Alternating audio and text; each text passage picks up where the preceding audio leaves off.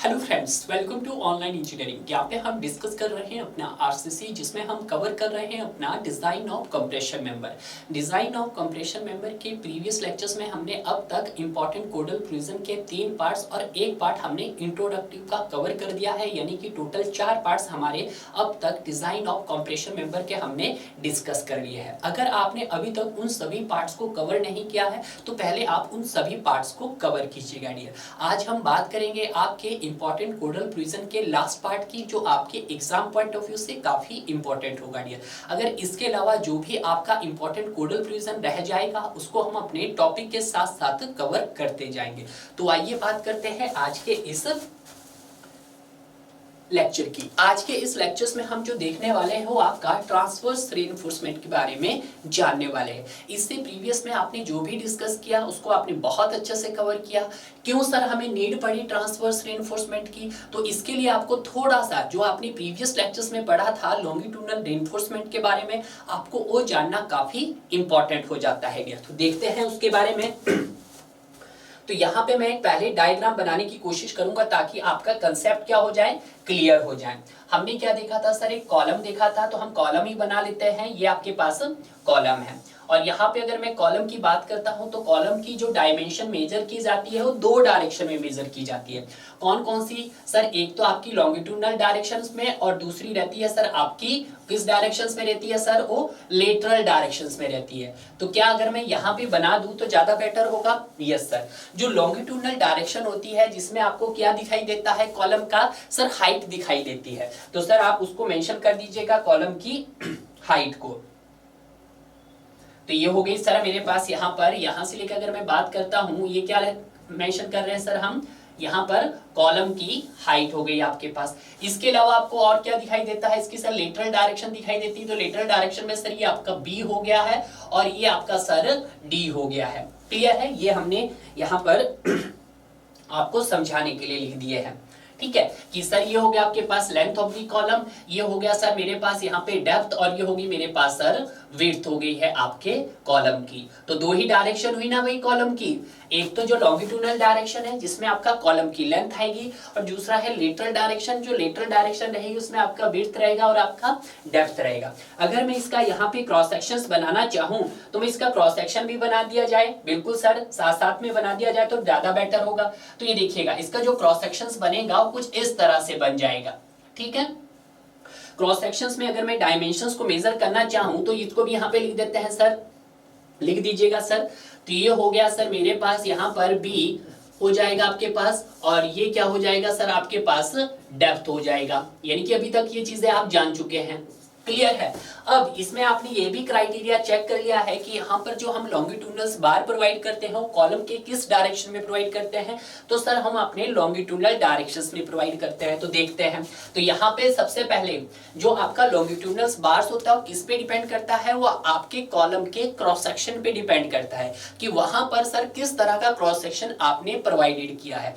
क्या सर आपने वहां पे रेक्टेंगुलर सेक्शंस प्रोवाइड किया है तो वहां पे जो नंबर ऑफ बार्स प्रोवाइड की जाएगी वो 4 बार प्रोवाइड की जाएगी। स्क्वायर में भी सर 4 बार प्रोवाइड की जाएगी, और आपके सर्कुलर सेक्शन है तो वहां पर 6 बार प्रोवाइड की जाएगी। अगर रेक्टेंगुलर, स्क्वायर और सर्कुलर इन सभी के अलावा कोई और डायग्राम्स आपके पास दे दिया जाए, यानी कि किसी भी शेप का अगर आपको कॉलम दे दिया जाए तो उस कंडीशंस में आप किस तरह से निकालेंगे उसकी नंबर ऑफ बार? तो आप वहां पे क्या करोगे, उसमें नंबर ऑफ कॉर्नर्स को पकड़ेंगे, और जितने भी उसके कॉर्नर्स होंगे हर एक कॉर्नर पे आपको एक एक बार्स प्रोवाइड करना पड़ेगा। तो अगर आपको स्क्वायर और रेक्टेंगुलर में भी ये चीज नहीं पता है कि सर कोडल प्रिजन क्या है तो आप इनके कॉर्नर पकड़ लीजिएगा। तो कॉर्नर कितने हैं सर? 4 कॉर्नर है। तो चारों कॉर्नर्स पे आप क्या प्रोवाइड कर दीजिएगा? अपनी बार्स प्रोवाइड कर दीजिएगा। तो सर एक बार होगी, ये दूसरी बार हो गई आपके पास, तीसरी बार हो गई आपके पास, और ये चौथी बार हो गई है। क्लियर है? अब जब आपने यहाँ पे 4 बार्स प्रोवाइड कर दी है, और ये किस डायरेक्शन में प्रोवाइड करेंगे सर? हम अपने लॉन्गिट्यूडनल डायरेक्शंस में। तो यहाँ पर ये दिखा दीजिएगा लॉन्गिट्यूडनल डायरेक्शंस में अगर आपने प्रोवाइड की कुछ इस तरह से, ये हो गई आपके पास, दूसरी बार ये हो गई आपके पास, और तीसरी बार आपके पास ये हो गई। जो चौथी बार होगी वो आपके बैक में होगी। क्लियर है? बिल्कुल सही। अब जब आपके पास ये फाइनली कॉलम बन गया है तो इस कॉलम में कुछ ना कुछ यहाँ पर क्या होगा? कंक्रीटिंग पोर्शंस भी होगा, तो बिल्कुल होगा सर। जब यहाँ पे कंक्रीटिंग पोर्शंस होगा तो उसको मैं क्या लिख सकता हूँ सर, यहाँ पर आपके पास एरिया ऑफ कंक्रीट भी होगा। जब एरिया ऑफ कंक्रीट होगा यहाँ पर, तो यहाँ पे कुछ मैंने लॉन्गिट्यूडनल स्टील भी प्रोवाइड किया होगा, तो बिल्कुल सही, कुछ यहाँ पर area of steel in compression member भी होगा। कंप्रेशन मेंबर क्यों? क्योंकि जो कॉलम है वो कंप्रेशन मेंबर ही तो है, तभी तो मैंने area of steel in compression लिखा है। तो एरिया ऑफ कंक्रीट को भी लिख सकता हूँ मैं, area of concrete in compression member. जब मेरे पास ये आ गया है तो मैं इसका टोटल ग्रॉस एरिया निकाल सकता हूँ। ग्रॉस एरिया या तो हो सकता है area of concrete in compression member plus area of steel in compression member, या आप डायरेक्ट निकाल दीजिएगा gross area into B into D करके। क्लियर है? तो यहां से आपको क्या मिल जाएगा सर, ग्रॉस एरिया भी मिल जाएगा। अब यहाँ पर आपने क्या किया है, लॉन्गिट्यूडनल बार प्रोवाइड की है, तो जो लॉन्गिट्यूडनल बार आपके पास यहाँ पे रहती है, इसका अगर मैं डाया ऑफ मेन बार बात करता हूँ तो क्या रहना चाहिए आपके पास, greater than equal to 12 mm रहना चाहिए, कि 12 से कम का बार आप यूज नहीं कर सकते हैं। क्लियर है? तो वही तो हमने यहाँ पे दिखाने की कोशिश की है कि जो आपके पास यहाँ पे नंबर्स ऑफ बार्स हमने जो प्रोवाइड की है, वो कितनी बार्स प्रोवाइड की है सर, 4 बार्स प्रोवाइड की है। तो ये हो गया आपके पास 4, 3 और आपके पास ये हो गई आपके पास 4 बार्स। क्लियर है? अब देखिएगा, सबसे पहले हम जानेंगे कि जो ये ट्रांसवर्स रेनफोर्समेंट होता है ये करती क्या है। करना तो बहुत दूर की बात हो गई है, पहले हम ये तो देख लेते हैं कि ट्रांसवर्स रेनफोर्समेंट को हम और किस नाम से जानते हैं। It is also known as lateral reinforcement. तो ये भी लिख लीजिएगा आप कि it is also known as, क्या बोला जाता है इसको, लेटरल रेनफोर्समेंट बोला जाता है। ठीक है, ये बात आप ध्यान रखना है। फर्स्ट पॉइंट हो गया है। सेकंड पॉइंट्स की बात करता हूं तो सेकंड पॉइंट क्या हो गया है कि जो आपके पास ये ट्रांसवर्स रेनफोर्समेंट होती है ये किस डायरेक्शंस में प्रोवाइड की जाती है, तो it is provided in the longitudinal directions, sorry lateral directions. ठीक है, तो आप ये लिख सकते हैं कि इट इज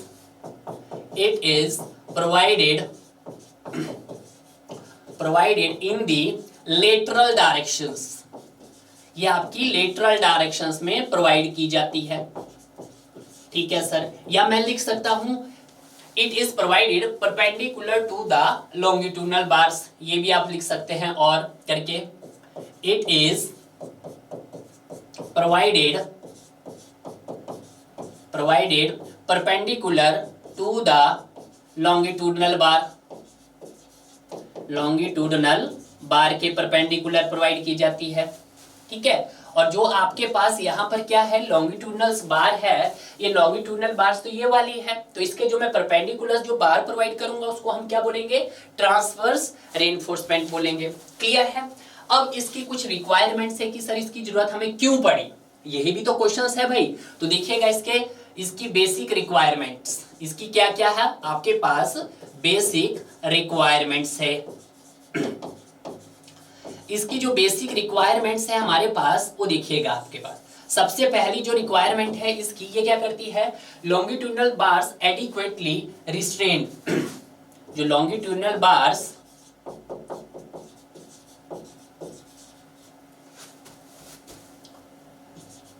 एडिक्वेटली रिस्ट्रेन्ड, इसका मतलब क्या हुआ कि जो भी आपके पास यहाँ पे लॉन्गिट्यूडनल बार है उनको रोका जा रहा है, किसके लिए, उसकी ना तो उसमें किसी प्रकार की रोटेशन ना हो, तो उसी को हम बोल सकते हैं लॉन्गिट्यूडनल बार लिख दो यहाँ पे, एडिक्वेटली रिस्ट्रेन्ड बाय मींस, इस तरह से रोकना है by means of properly spacing, कि उनमें क्या रहे, प्रॉपर्ली स्पेसिंग रहे, properly spacing and enclosed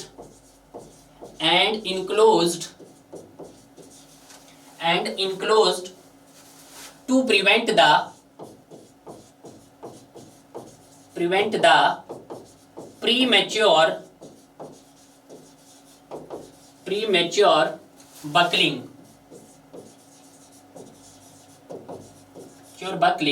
of the longitudinal bar।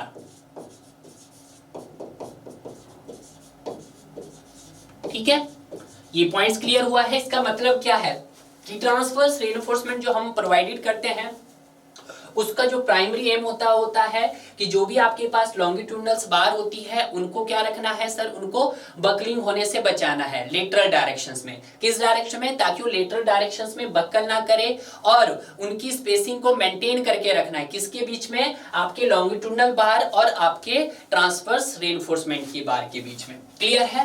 First basic requirement होगी। सेकंड बेसिक रिक्वायरमेंट्स क्या हो सकती है? Concrete core shall be adequately confined. और जो यहां पे जो कंक्रीट कोर होगा, concrete core shall be more confined, वो ज्यादा कन्फाइंड हो। ठीक है आपके पास। क्यों? अगर ज्यादा कन्फाइंड होगा तो इससे क्या होगा? so that reasonable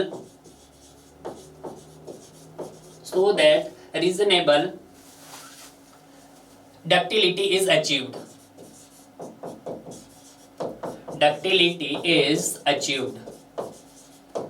अब ये फिर सर हमें समझ नहीं आया। कंक्रीट कोर मतलब जो आपके पास जो लॉन्गिट्यूडनल बार्स ने जो होल्ड किया है कंक्रीट अंदर वाला, एक तो ये आपके बाहर जो अंदर वाला पोर्शन है ये वाला पोर्शन क्या कहलाता है? आपका कंक्रीट कोर कहलाता है। इसको मैं हाईलाइट्स और करके बना देता हूं ताकि आपको समझ आ जाएगी। ये वाला जो आपका रेनफोर्समेंट के अंदर से है, इससे क्या होगा? अगर ये ज्यादा कन्फाइंड होगा तो आपकी जो डक्टिलिटी है आपके लॉन्गिट्यूडनल बार्स की वो ज्यादा अचीव्ड होगी आपके पास। यही इसका कहने का मतलब है। और next, in case of helical reinforcement, ये भी इंपॉर्टेंट है। In case of helical reinforcement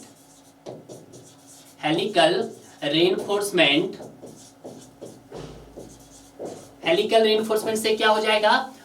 the load carrying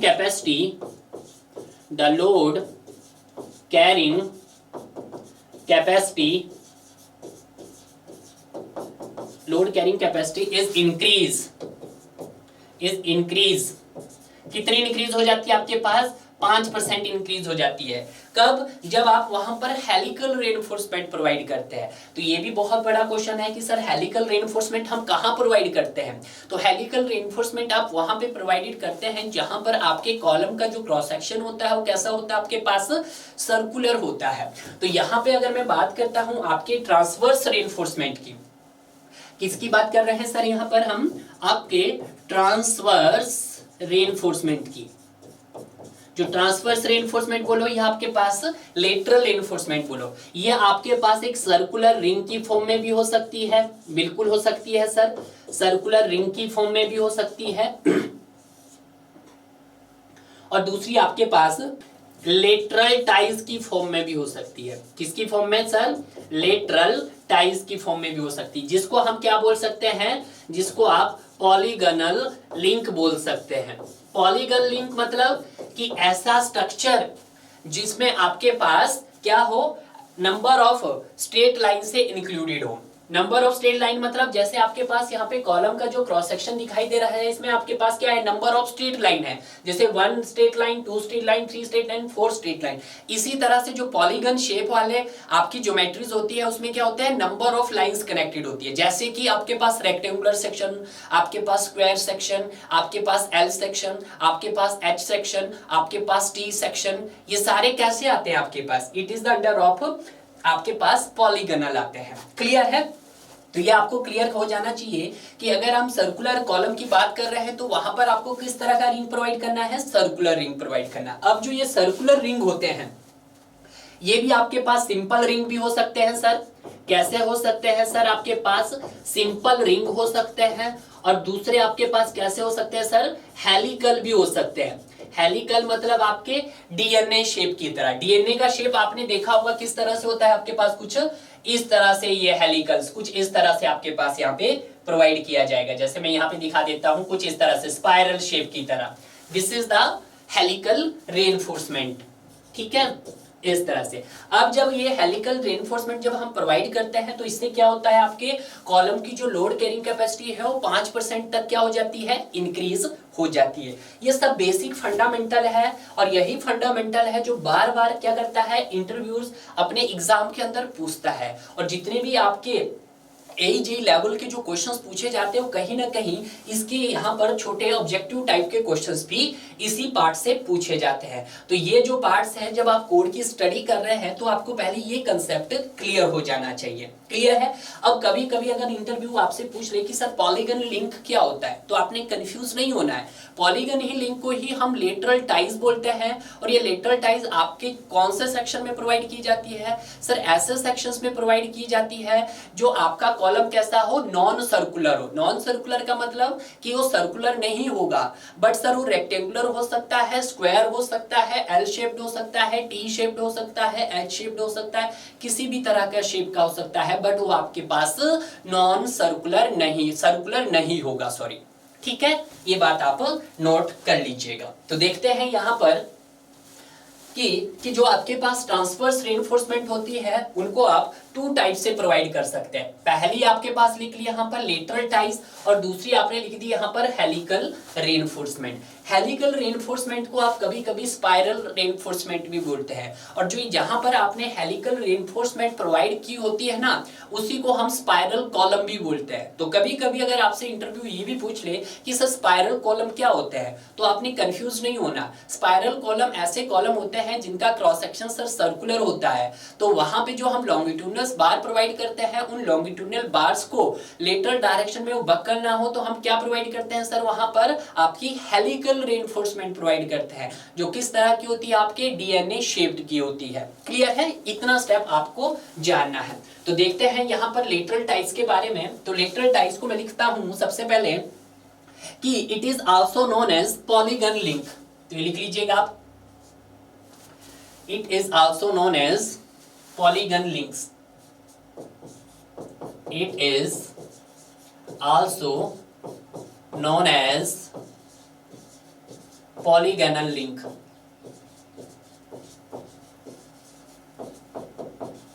इसको क्या बोलते हैं हम? पॉलीगनल लिंक्स भी बोलते हैं। पॉलीगन का मतलब क्या होता है? यहाँ पर मेनी स्ट्रेट लाइंस। तो यहाँ पे लिख देते हैं पॉलीगनल का मतलब क्या होता है आपके पास? Many straight line.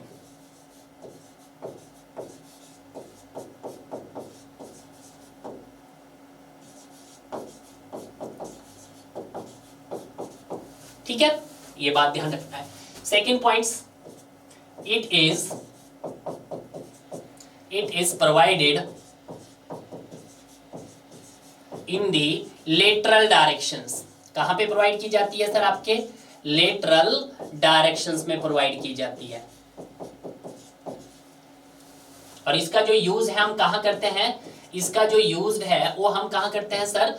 Non circular sections में करते हैं। नॉन सर्कुलर सेक्शंस में करते हैं। नॉन सर्कुलर सेक्शंस मींस वो आपके पास क्या हो सकता है सर? वो एल शेप्ड भी हो सकता है आपके पास, बिल्कुल हो सकता है। वो टी शेप भी हो सकता है आपके पास, हो सकता है सर। वो आपके पास एच शेप भी हो सकता है सर, हो सकता है। एच शेप के अलावा क्या हो सकता है आपके पास? जो आपको ज्यादातर देखते हैं आप, ये रेक्टेंगुलर भी हो सकता है सर। रेक्टेंगुलर के अलावा सर वो आपका स्क्वायर भी हो सकता है कॉलम का क्रॉस सेक्शन। और तीसरा सर वो आपके पास ट्रायंगुलर भी हो सकता है।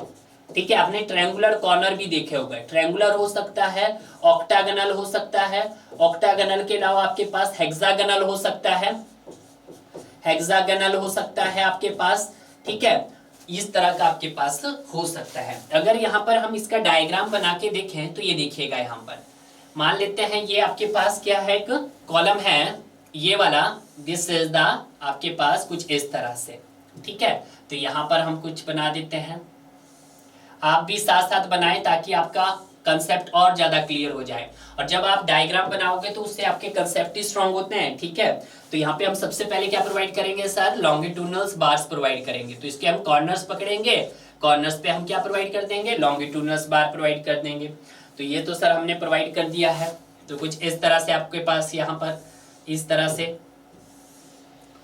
ठीक है, अब मुझे क्या करना है? इन बार्स को होल्ड करके रखना है। तो होल्ड करने के लिए मुझे क्या करना पड़ेगा सर? ट्रांसवर्स रीइंफोर्समेंट प्रोवाइड करना पड़ेगा। तो ट्रांसवर्स रीइंफोर्समेंट मैं यहाँ पे किस कलर से प्रोवाइड करता हूँ? इस कलर से। ठीक है, तो यहाँ पर कुछ इस तरह से नहीं दिखाई दे रहा है, कोई बात नहीं, दूसरा कलर यूज कर लेते हैं। ये तो दिखाई देगा। इस तरह से कुछ इस तरह से हो गया आपके पास। ये भी नहीं दिखाई देगा भाई, मुझे लगा नहीं दिखाई देगा, तो मैं कौन सा कलर लूँ, मैं ब्लैक वाला ले लेता हूँ ट्रांसवर्स के लिए। तो ये हो गया आपके पास, ये हो गया आपके पास, ठीक है। तो ये क्या प्रोवाइड कर दिया हमने यहाँ पर, ट्रांसवर्स रेनफोर्समेंट प्रोवाइड कर दिया है। तो यहाँ पे लिख दीजिएगा ये। अब यहाँ पर ये ट्रांसवर्स रेनफोर्समेंट के बीच में क्या आ जाएगी, आपकी स्पेसिंग आ जाएगी, मतलब इसको आप स्पेसिंग से लिख दीजिएगा। तो यहाँ पर स्पेसिंग बोलो, यहाँ पिच बोलो, तो इसको मैं किससे रिप्रेजेंट करूंगा, एस टी से बोलूंगा। एस हो गया आपके पास स्पेसिंग, टी हो गया कौन सा आपके पास, लेटरल टाइज, ठीक है। तो उसी तरह से स्पेसिंग हो गया, तो इसका सर कुछ ना कुछ यहाँ पर डाया ऑफ लेटरल टाइज भी होगा, जिसको मैं पाई टी से लिखूंगा, ठीक है। और यहाँ पर ऑलरेडी मेरे पास क्या है sir, dia of main bars है, तो उसको तो आपने पहले ही लिखा है sir, dia of main bar लिख दिया आपने, ठीक है। तो ये हो गया हमारे पास। अब हम बात करते हैं आपके हेलिकल रेनफोर्समेंट की या फिर स्पाइरल की। तो ये कहाँ, अब देखिए यहाँ पे तो पहले ही लिखे हुए मैंने नेम्स इसके, तो आप इसको बताने की जरूरत नहीं है। तो मैं इसको भी लिख सकता हूं, इट इज प्रोवाइडेड, कहां पे प्रोवाइड की जाती है sir, it is provided for the circular column, आपके सर्कुलर कॉलम में प्रोवाइड की जाती है, कॉलम ओनली, ठीक है, सर्कुलर कॉलम में प्रोवाइडेड की जाती है। क्लियर है, किस डायरेक्शन में, it is provided for the lateral directions,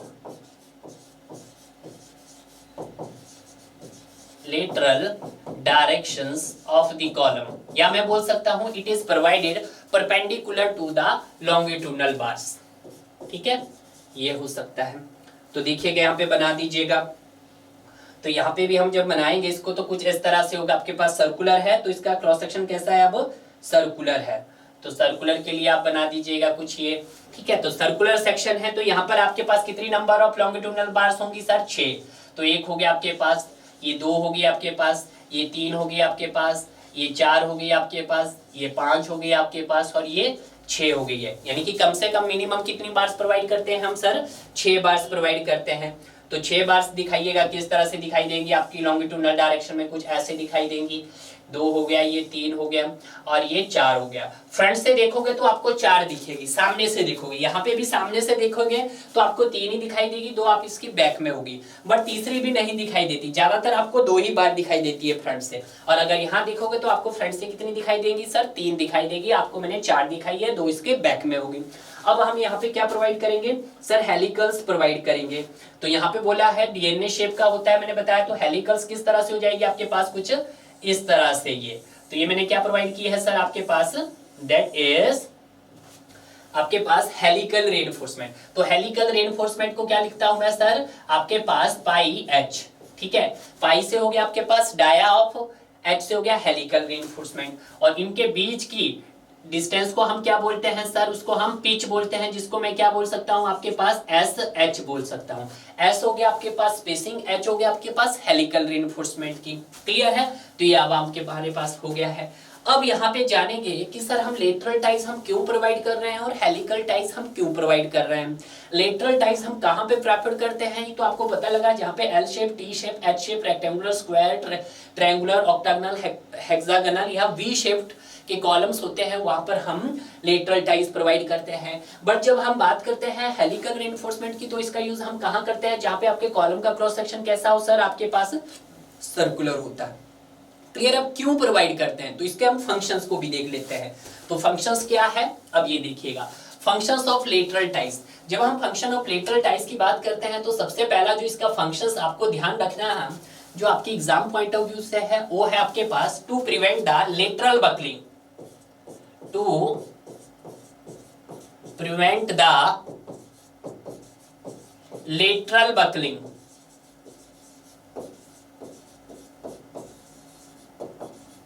lateral buckling of the longitudinal bar।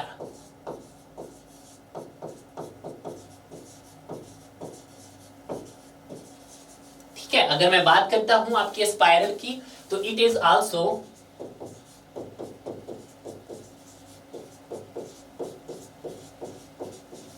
prevented the lateral buckling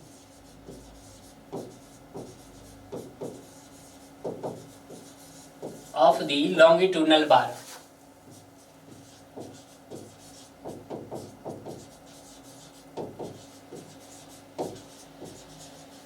clear है? पहला पॉइंट क्लियर हो गया आपके पास। दूसरा, ये तो आपका प्राइमरी फंक्शन हुआ इसका। सेकेंडरी फंक्शंस क्या हुआ इसका?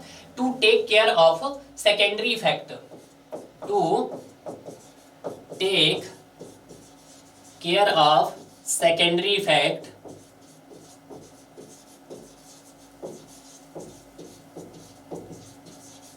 इफेक्ट ऑफ श्रिंकेज हो गया आपके पास, क्रीप हो गया आपके पास, और आपके पास टेम्परेचर चेंज हो गया आपके पास, एक्सेट्रा। ठीक है, ये हो गया है। नेक्स्ट पॉइंट इसका, नेक्स्ट पॉइंट हो सकता है कि इसका यूज कहां करते हैं हम? It is not prefer to earthquake zone, कि ये जो होती है आपके पास, it is not preferred to the earthquake zone.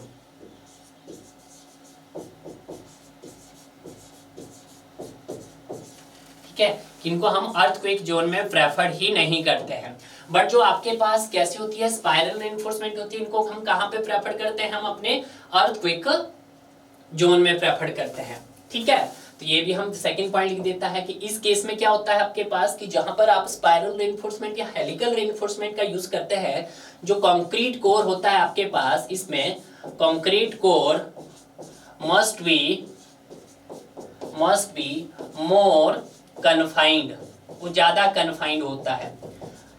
ज्यादा कन्फाइंड होने से क्या होता है आपके पास, so that more ductility is achieved। इससे क्या होगा आपके पास, ज्यादा डक्टिलिटी अचीव्ड हो गई है। क्लियर है? नेक्स्ट क्या होगा कि in case of helical reinforcement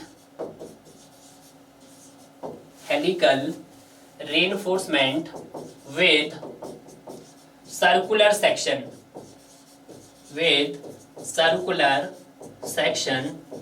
the load carrying capacity of column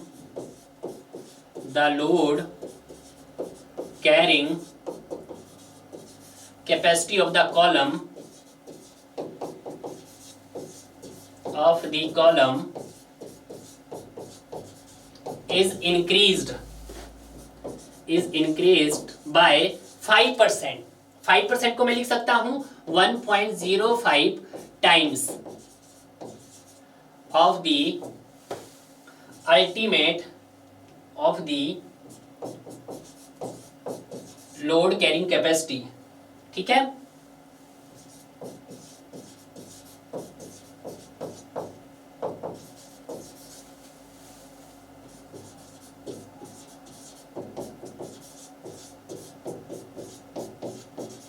column with lateral ties। Clear है? तो ये पॉइंट्स भी आपने क्या रखना है, याद रखना है कि जब हम किसकी बात करते हैं, जब हम बात करते हैं स्पाइरल रेनफोर्समेंट की, कि जब आप डीएनए शेप्ड का रेनफोर्समेंट प्रोवाइड करते हैं अपने सर्कुलर कॉलम में, तो उस पे क्या होता है सर, आपकी उसकी लोड कैरिंग कैपेसिटी इंक्रीज हो जाती है। किसके कंपैरिजन में? आपके लेटरल टाइज की। कि जब आपने लेटरल टाइज प्रोवाइड की होगी, जैसे कि आपने किस शेप में, रेक्टेंगुलर में, जब आपने लेटरल टाइज प्रोवाइड की होगी उसकी 5% कम होगी, बट जैसे ही आपने सर्कुलर में स्पाइरल प्रोवाइड की होगी तो उसकी क्या हो जाएगी, 5% ज्यादा हो जाएगी। क्लियर है? और जो आपके पास स्पाइरल रेनफोर्समेंट होता है, इसको हम कहां पे प्रेफर करते हैं? इसको हम प्रेफर करते हैं आपके अर्थक्वेक जोन में। तो ये भी आप लिख सकते हैं, it is provided for the earthquake zone. कहां पे प्रेफर करते हैं इसको? अर्थक्वेक जोन में प्रेफर करते हैं। ठीक है, तो ये पॉइंट्स भी आप नोट डाउन कर सकते हैं डियर। क्लियर है? तो इस तरह से हमारे पास इसके फंक्शंस भी हमने क्लियर कर लिए हैं। अब कुछ इसका देखते हैं आपका पास इंपॉर्टेंट कोडल प्रोविजन।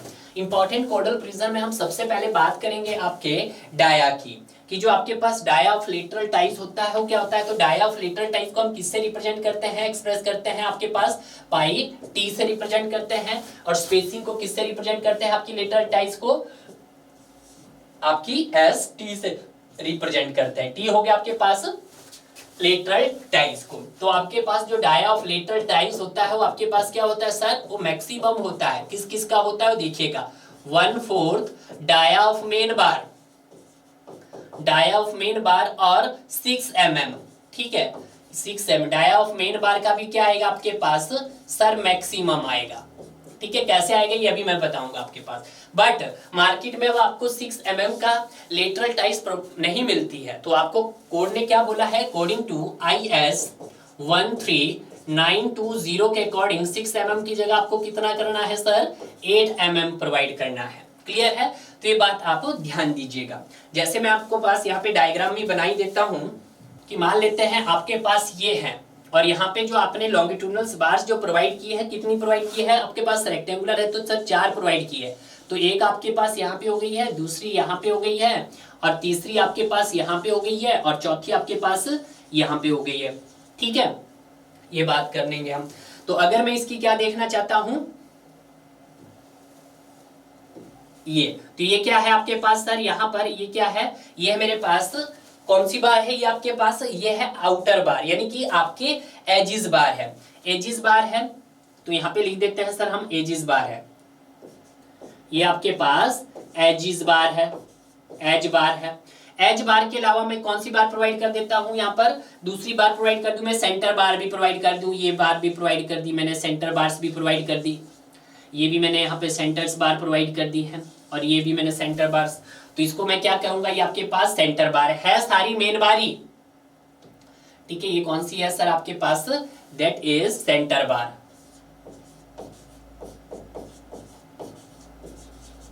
ठीक है, हमेशा एक पॉइंट्स याद रखना यहाँ पे कि जो भी आपके पास एजिस बार होगी उसका डाया क्या होगा, आपकी सेंटर बार से या तो इक्वल होना चाहिए या ज्यादा होगा। आपका कभी भी ऐसा नहीं हो सकता है कि जो आपकी एजिस बार होगी सर उसका डाया आप कम ले लो और जो सेंटर बार है उनका डाया आप ज्यादा ले लो। अब ये क्वेश्चंस आपके इंटरव्यू में काफी बार पूछा जाएगा कि जो सर आपके रेक्टेंगुलर सेक्शन है या स्क्वायर सेक्शन है, अगर हम बात करते हैं उसके एज वाली बार की तो उसका डाया सर ज्यादा होता है आपके सेंटर बार से या कम होता है। तो आपने कहना है सर सेंटर बार के कंपेयर में उसका डाया उसके इक्वल भी हो सकता है और उससे ज्यादा भी हो सकता है, बट कम कभी नहीं होगा। तो वही हम कह देंगे। तो एज बार, तो ये भी क्या आपके पास डाया ऑफ मेन बार है। तो यहाँ पे हम मान लेते हैं अलग अलग बार क्या है, ये आपके पास 20 mm का है मेरे पास, और जो एजिस बार थी मेरे पास या तो 20 का हो सकता है या फिर मैं ले सकता हूँ इसको डाया ऑफ मेन बार को मैंने कितना ले लिया है सर, मैंने आपके पास 25 mm का ले लिया है।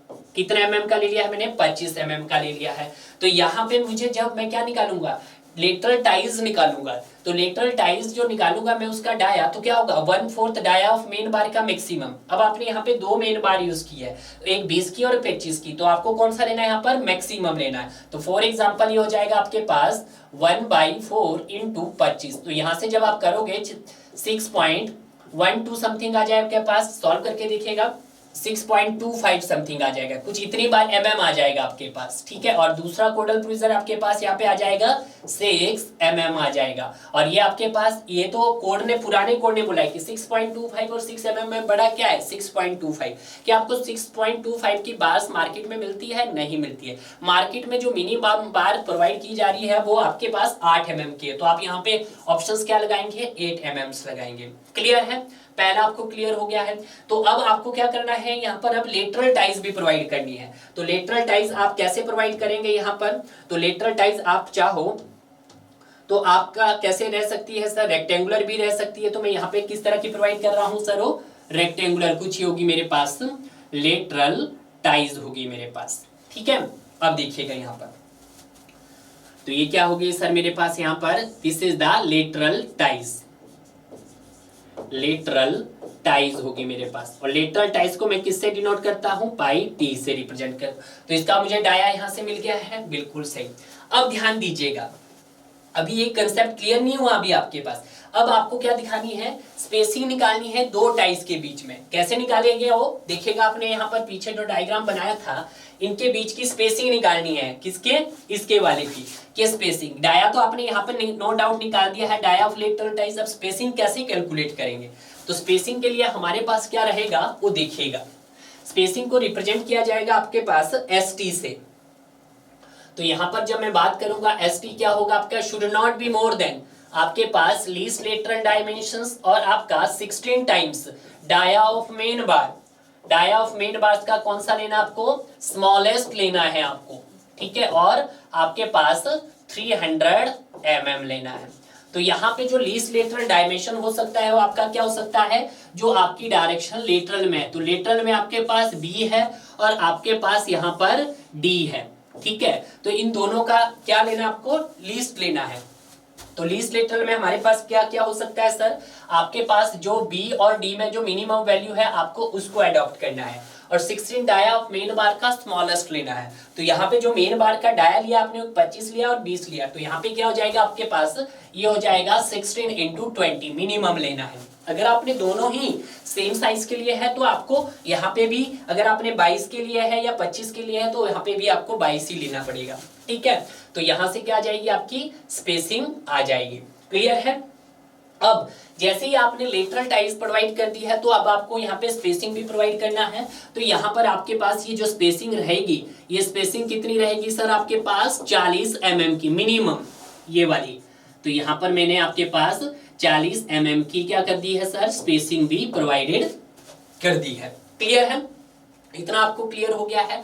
अब जब इतना क्लियर हो गया है तो अब कभी कभी क्या होता है कि जो आपके पास ये जो टाइज है आपके पास, कभी कभी आपको एक्स्ट्रा टाइज की भी रिक्वायरमेंट पड़ती है। एक्स्ट्रा टाइज की नीड कब पड़ती है, एक्स्ट्रा टाइज की नीड आपको तभी पड़ती है जब आपके जो एज बार की जो दो एज बार होंगे, अगर इन दो एज बार का स्पेसिंग आपकी दोनों तरफ, मतलब आपके डी के लॉन्ग भी और बी के लॉन्ग भी अगर 75 mm से ज्यादा जा रही हो, तो उस कंडीशंस में आपको क्या प्रोवाइड करना पड़ेगा, यहाँ पर एक्स्ट्रा टाइज प्रोवाइड करना पड़ेगा। तो वही है आपको नेक्स्ट कोडल प्रोविजन कि चेक फॉर एक्स्ट्रा टाइम। तो यहां पे आप लिख सकते हैं कि इफ स्पेसिंग बिटवीन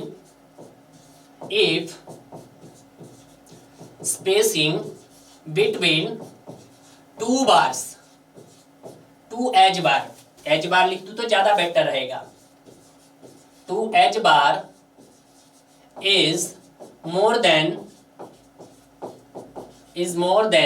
75 mm,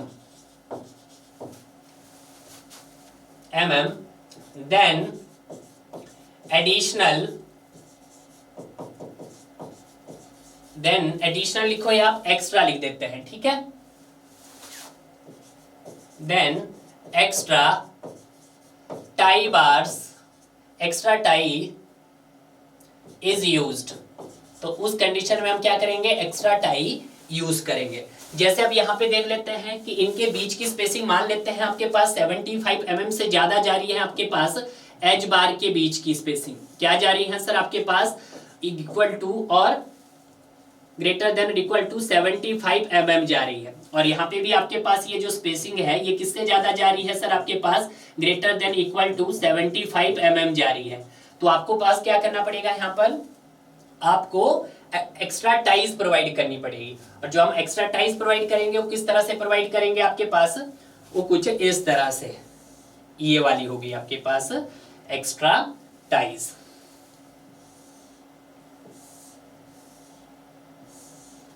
ठीक है, ये बात आपको क्लियर हो गया होगा एक्स्ट्रा टाइज का कंसेप्ट। दूसरा जो आता है आपके पास चेक फॉर ओपन टाई और क्लोज टाई। ओपन टाई और क्लोज टाइज में भी आपको यही ध्यान रखना है कि अगर आपके पास क्या हो, स्पेसिंग बिटवीन एज बार्स आपके पास मोर देन हो, तो यहां पे लिखेगा spacing between the edge bars is more than 48 times dia of lateral ties, then open tie or closed ties is used। open tie or closed ties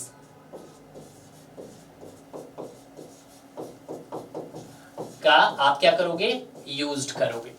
clear है? तो ये आपके पास काफी इंपॉर्टेंट है, इस पॉइंट्स को भी आप नोट डाउन कर सकते हैं। हालांकि आज तक तो क्वेश्चंस में नहीं पूछा गया है, बट अगर क्वेश्चंस में पूछ लिया जाए तो आप बहुत इजीली इसका क्या दे पाओगे, आंसर दे पाएंगे। क्लियर है? मोस्टली स्टूडेंट्स जब डायग्राम बनाता है तो उसको समझ आ जाता है कि किस तरह से आप वहां पर बार्स प्रोवाइड करते हैं। जब मैं इससे रिलेवेंट डिजाइन का क्वेश्चन करवाऊंगा तो वहां पर आपको और ज्यादा क्लियर हो जाएगा। क्लियर है?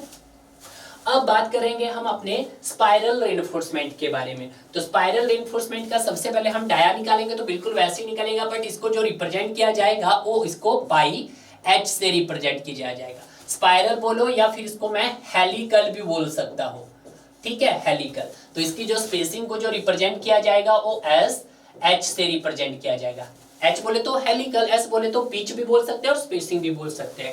जो डाया ऑफ हेलिकल्स जो रेनफोर्समेंट होगा वो क्या होगा आपके पास, वो मैक्सिमम होगा सर, वही क्राइटेरिया 1/4। और डाया ऑफ